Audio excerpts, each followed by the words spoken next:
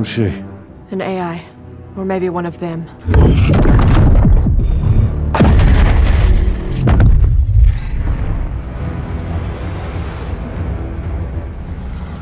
You're there now, right? Aren't those insanely expensive? He's not dead. He's not alive. He's somewhere in between. Not the single strand we've made so far. It's a lot more complicated.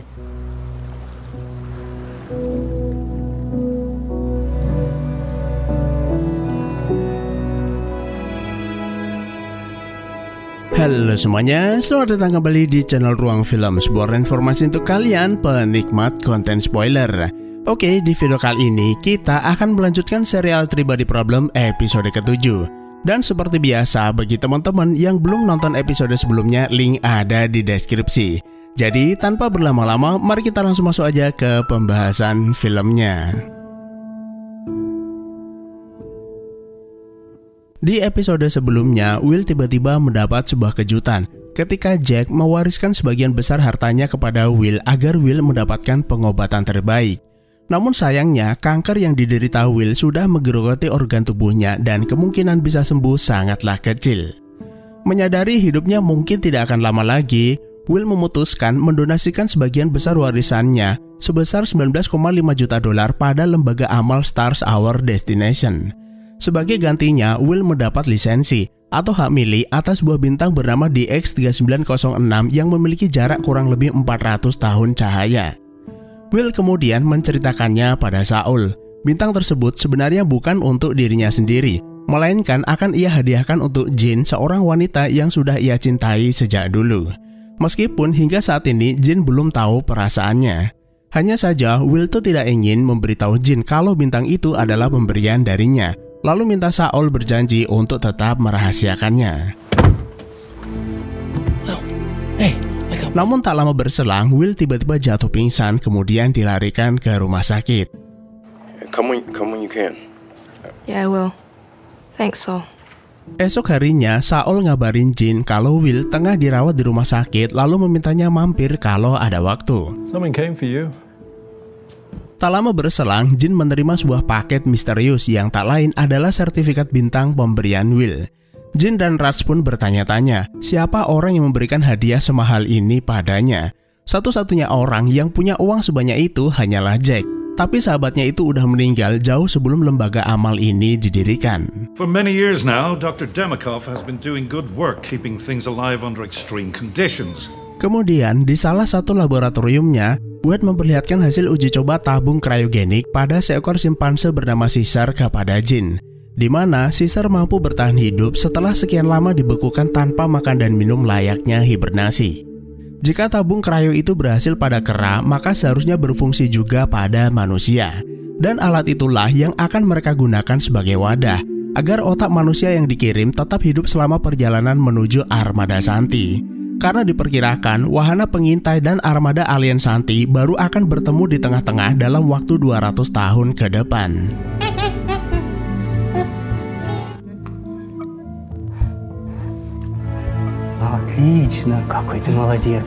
Nah, pada tahap berikutnya, Wade akan mengembangkan teknologi tersebut agar bisa berfungsi sepenuhnya pada tubuh manusia, agar manusia bisa tidur panjang selama 400 tahun ke depan. Dan Wade berencana akan menggunakan teknologi itu pada dirinya sendiri untuk memastikan persiapan mereka berjalan lancar serta menyambut kedatangan alien Santi.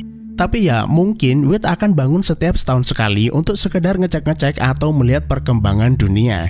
Jadi intinya, kalau kita punya mesin hibernasi, kita bisa tidur kemudian bangun kapanpun yang kita mau. Ibarat kata, masa depan itu ada di depan mata. Ya, kalau memang teknologi ini benar-benar ada, Mimin sih pengen tidur lalu bangun 10.000 tahun lagi, siapa tahu di masa itu bumi punya 3 matahari. It's a lot more complicated. Not the single strand we've made so far. Kembali ke markas, Augie menunjukkan rancang desain layar nano buatannya pada Jean, yang nantinya akan dipasang pada wahana pengintai yang belakangan disebut dengan proyek Staircase, sebuah layar berukuran raksasa sangat ringan dan tahan ledakan. Well, you're right, love. The hospital contacted us. Kemudian di rumah sakit, dua saudara Will datang menjenguk. Setelah sebelumnya mereka itu dikabari oleh pihak rumah sakit. Tapi meski mereka adalah keluarga, tapi hubungan mereka itu sebenarnya tidak begitu baik.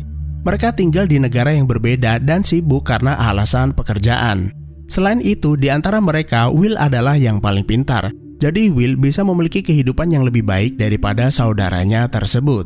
Dan setelah mengetahui keadaan Will yang sekarat, mereka memberanikan diri meminta rumah warisan mendiang ibunya. Will sendiri tidak masalah, karena mungkin warisan itu tidak ada gunanya untuk dirinya. Meski sebenarnya Will berharap mereka memberi perhatian lebih padanya dibandingkan sekedar memanfaatkan situasi. It should go to us. And whatever Mum left you... You're right. Whatever Mum left for me is yours. My life didn't amount to much.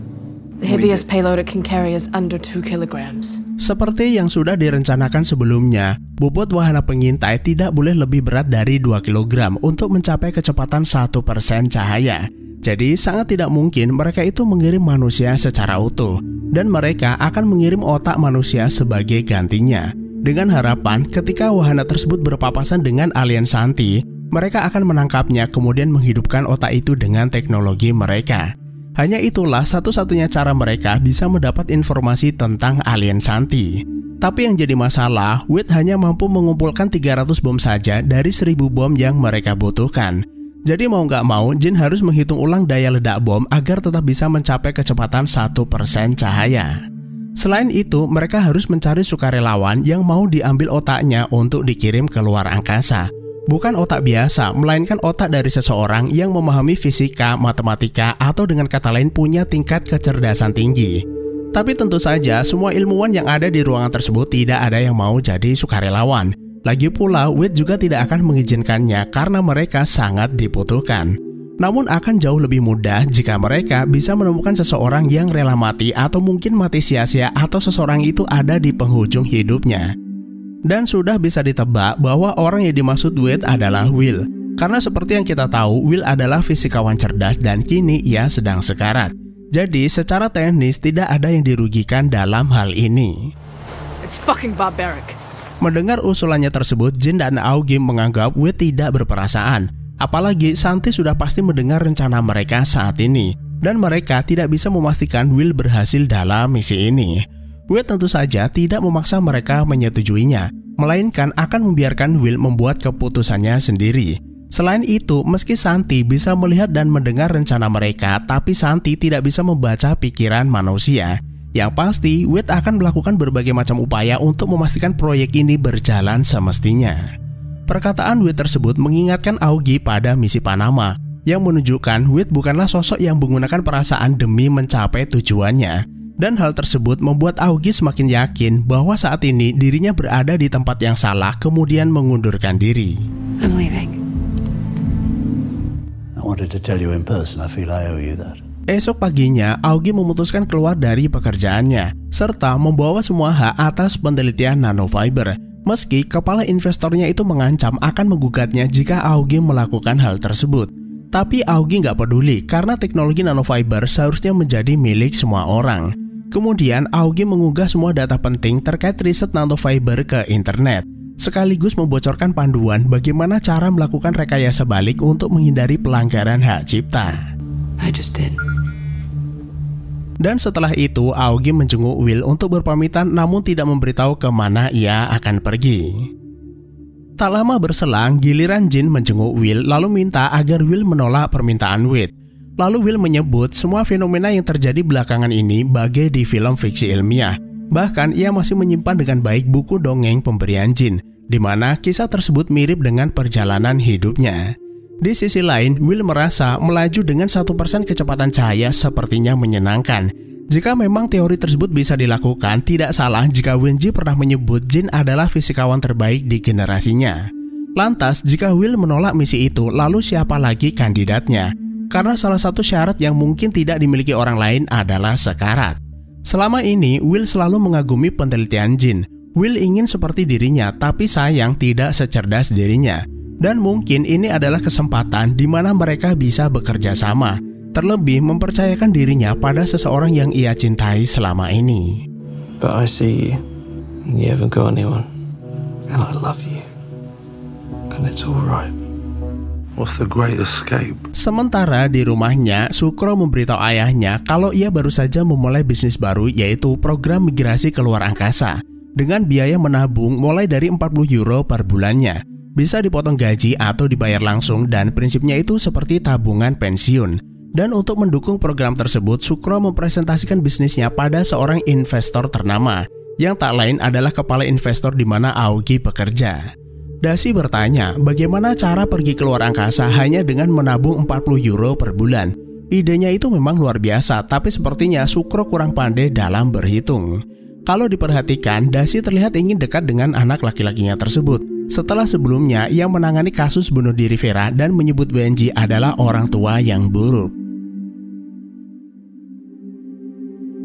Kemudian di rumahnya, Wenji terlihat sedang mengenang masa-masa kecil Vera. Dalam hatinya, Wenji itu sebenarnya merasa sangat terpukul kenapa Vera harus bunuh diri untuk sebuah alasan sederhana, yaitu hanya karena Vera mengetahui Wenji pernah melakukan kontak dengan alien di masa lalu yang berujung pada rencana invasi.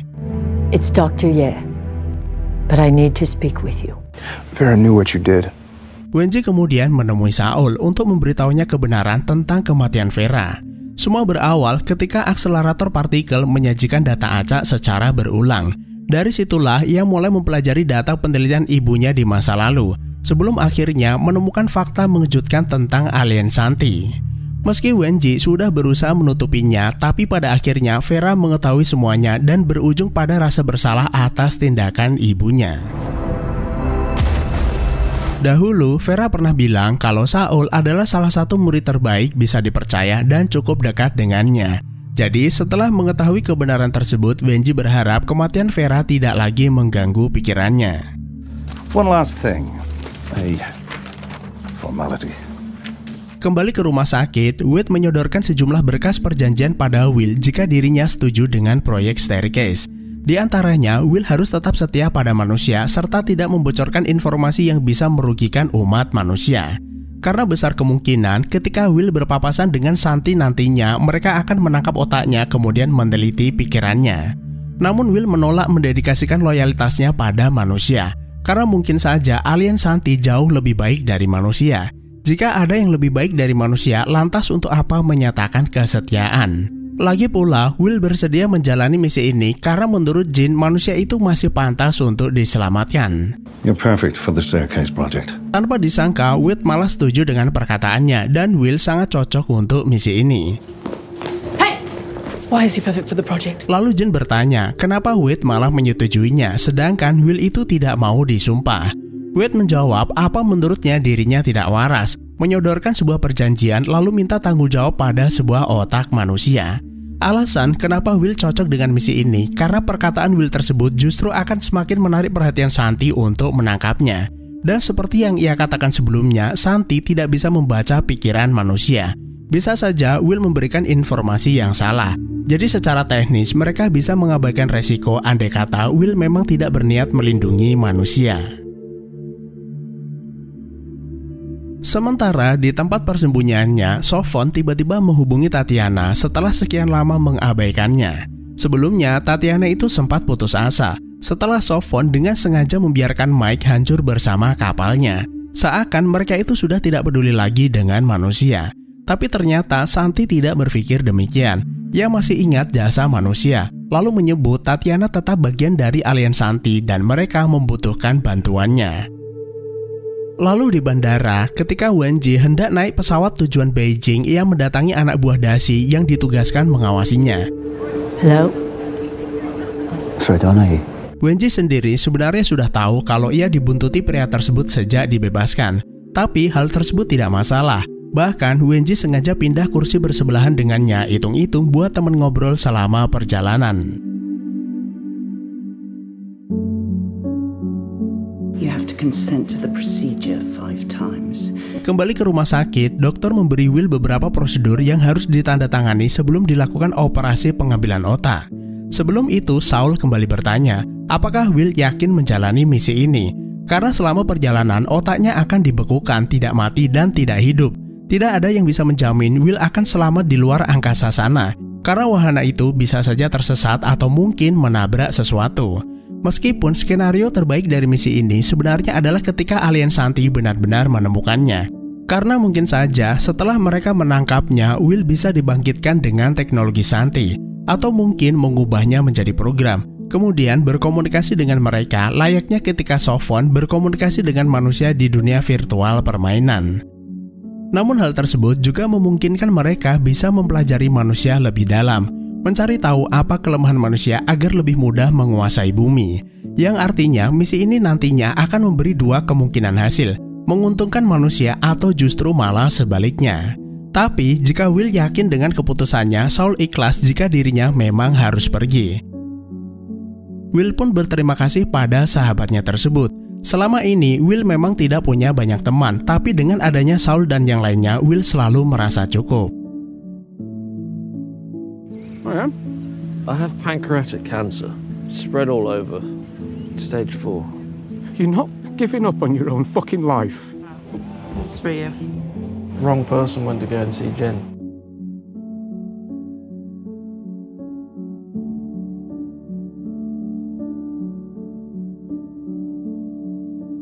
I'm gonna miss you, man. If they bring me back, I'll miss you too. First ICBM launches are on Friday. Lalu di markas, Wade memberitahu Jin kalau minggu depan bom nuklir Staircase mulai diluncurkan. Dan setelah semua bom berada pada posisi tetapnya, barulah wahana Staircase diluncurkan keluar angkasa. Selain itu, apakah Jin sudah berterima kasih pada orang yang memberikan sertifikat bintang itu? Belum lama ini, salah satu sahabatnya mendapat warisan yang cukup banyak untuk mengobati penyakitnya. Tapi ia malah menyumbangkannya demi membantu pendanaan proyek pertahanan planet. Jin pun akhirnya mengerti, seseorang yang memberikan hadiah bintang itu tak lain adalah Will. Lalu Jin buru-buru pergi ke rumah sakit, namun sayangnya setibanya di sana Will baru saja selesai dioperasi. Kenyataan tersebut benar-benar menghancurkan perasaan Jin. Betapa ia sangat menyesal tidak ada di sisi Will, sahabat yang mencintainya dengan tulus hingga saat terakhirnya. Setelah sampai Beijing, Wenji ditemani Om Botak pergi ke observatorium di mana Wenji dulu pernah bekerja. Tanpa disangka, Tatiana juga sudah ada di tempat tersebut.